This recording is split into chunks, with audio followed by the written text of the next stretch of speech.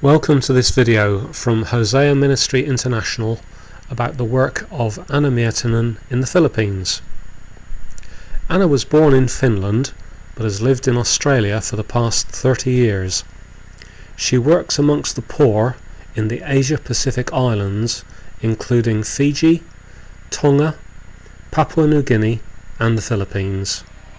She has seen God do amazing miracles of healing and provision as she has ministered with local churches and established schools for children who previously had no hope of any education. In this short video, we will see how Anna's work in the Philippines started and how steps of faith and obedience have led to 4 established schools in the islands with almost 4,000 children coming to faith in Jesus Christ, comprising a real transformation of slum children, of indigenous churches and of whole communities. The Philippines is an archipelago of over 7,000 islands and a population of 92 million. About 80% are Roman Catholic. The lack of social infrastructure means that the poorest people live in slums, shanty towns and on garbage dumps.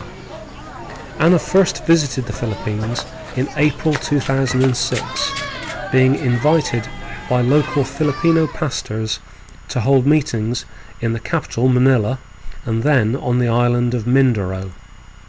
A key pastor couple, Edwin and Nena Sonio, had contacted Anna through a mutual friend while she was still in Australia and had prepared a number of preaching engagements for her. The Sonios were ministering in a small church in the town of Sablayan in western Mindoro. When Anna came to their church and preached, there was a full congregation and the Holy Spirit came powerfully with significant healings and deliverances. This led to many more people coming and the meetings were moved to the town's biggest hall. Anna was struck by the number of children who lived in abject poverty, often in homemade shacks and with no education. They were malnourished and had all the attendant health problems that lack of proper food brings. Later in the same year, the Sonios moved to the town of Mamburao, further up the west coast of Mindoro Island, and set up a church there. Anna visited them, and on the advice of Nena Sonio, she started an outreach to children who lived in shacks on the beach there. Anna bought food, Nena and her church ladies cooked it, packed it in boxes and then took it to the beach. Pastor Sonio called the children together on the beach and started playing his guitar. They had games and songs and then Anna told them stories about Jesus and gave the children an opportunity to pray and to ask Jesus to come into their lives. She prayed for those that wanted healing, and that's when miracles happened. And finally, the prepared food was handed out. Significant miracles took place on the beach, including the healing of a paralysed boy, and this of course drew large crowds to subsequent beach outreach meetings. Although it was thrilling to see children getting healed and born again, and the church numbers swelling as parents and relatives came along too, Anna soon realised that feeding wasn't a long-term or sustainable answer. Although the Philippine education system was technically free, the poor could not afford the basic fees for preschool, and this prevented their children from gaining entry to primary schooling and beyond. Anna sought God and felt that he was behind the idea of a preschool covering 4 to 6-year-olds from the poor of Mamburao town, so she stepped out in faith. The first teacher was Neng, the daughter of pastors Edwin and Nena Sonio. Neng, like her mother, was a teacher by profession but was currently unemployed. The first premises for the mission school were a couple of empty rooms in an apartment building in the town of Mamburao. Timely advice came from a Christian school inspector to guide them through the regulations and processes for setting up the school. It was at that time that Anna set up our ministry organisation, now known as Hosea Ministry International, so that people could donate to the work. And through these generous donations, the Lord soon provided the needed funds for the school. The school was free, but Anna got parents to agree to attend weekly Bible classes in lieu of fees, and that way the whole slum community could be reached with the good news of Jesus Christ.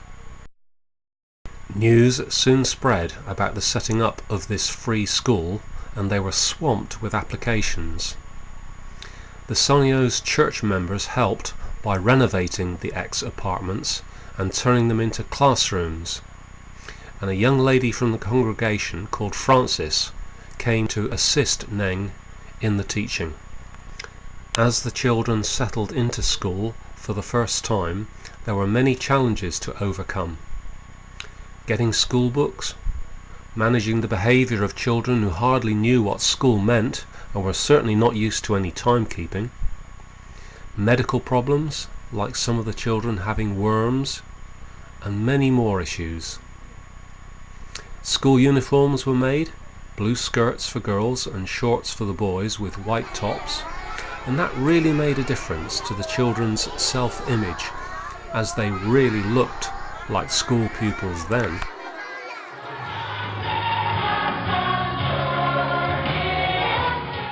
In December 2006, Anna was in Mamburao again, and she attended a big Christmas celebration at the school. Soon the school's results became widely known, and the town officials got interested. In recent years, the council has let them use the town plaza for the school's annual graduation ceremony, and local dignitaries have come along as they have seen the impact the school is having. New school premises have been acquired, and now 3 classes operate: a nursery for 3 to 4-year-olds, a kindergarten for 4s to 5s, and preschool for 6s and 7s. Our first graduates went into the first class at state school and turned out to be academically outstanding. Their behaviour was excellent, and their standards of reading and writing were considerably beyond their peers, facts which delighted the education authorities. Nowadays, no entrance exam for state school is needed for our graduating pupils.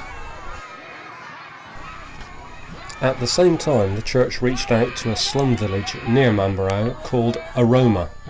Anna visited the village for the first time in December 2007 and found the villagers desperate to get schooling for their children.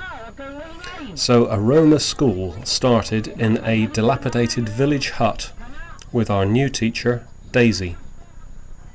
The hut was basic, hot, and no running water or facilities, and we had to take the chairs away every evening and turn the tables upside down to prevent drunkards from sleeping on them. But through the generosity of the town council, Anna was given 2 plots of land for a new school building and playground for the children of the slum village.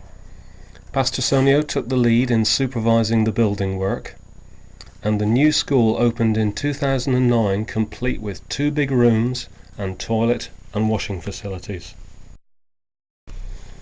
Hosea Ministry has also purchased a large fishing boat for use by the men of Aroma Village to try and make a difference to their income and work opportunities. This has proved very successful, and the Lord has granted bountiful catches. A second fishing boat is now under construction, funded by Hosea Ministry. In conclusion, through the generosity and prayers of the supporters of Hosea Ministry International, the vicious circle of poverty, malnutrition and illiteracy has been broken for these dear children, and their parents and whole community have been dramatically affected by the power of Jesus Christ, the one who came to bring good news to the poor and to proclaim freedom for the prisoners. For more information, please see our website www.hosea.org. hoseami.org.